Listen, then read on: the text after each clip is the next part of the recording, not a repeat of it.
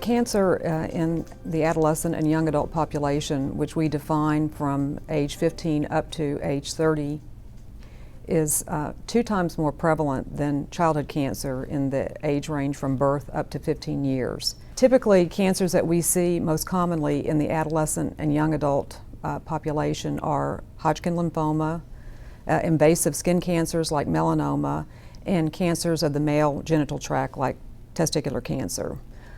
Also in this age group, but less commonly seen, are endocrine cancers, cancers like acute lymphoblastic leukemia and non-Hodgkin lymphoma, bone tumors and soft tissue sarcomas, brain tumors and spinal cord tumors, and even breast cancer.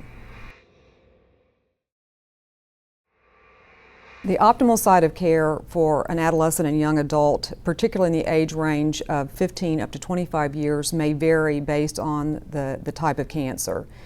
Pediatric oncologists have much more experience in delivering care for those patients diagnosed with acute lymphoblastic leukemia or soft tissue sarcomas and bone sarcomas, whereas community oncologists will have much more experience in managing the care of individuals with germ cell tumors or breast cancer.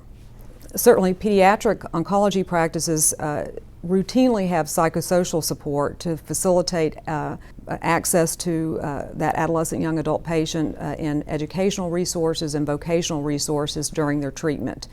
And generally, more psychosocial support in dealing with social isolation and interpersonal relationships that can be impacted by their cancer experience. The most common concerns for adolescent young adult cancer patient involve the need first for healthcare related information. At diagnosis, they need to understand their cancer diagnosis. They need to understand the specific treatment that is planned, the acute side effects as well as long-term side effects. Often this is their first experience with a serious or life-threatening illness. They are at a developmental point in their life where they are either attempting to achieve or have only relatively recently achieved independence from their family.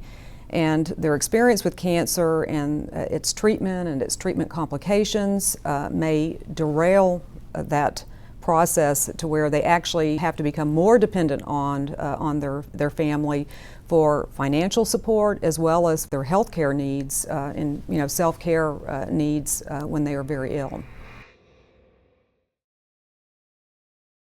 Adolescent and young adult cancer patients often request information about how they can manage their illness and communicate with others about their illness and its impact on their long-term health. There are several websites that I think are very useful for adolescents and young adults who are newly diagnosed with cancer. I really like the ASCO's Cancer.Net sites. There's information about a variety of pediatric and adolescent and young adult cancer types and the treatment approaches.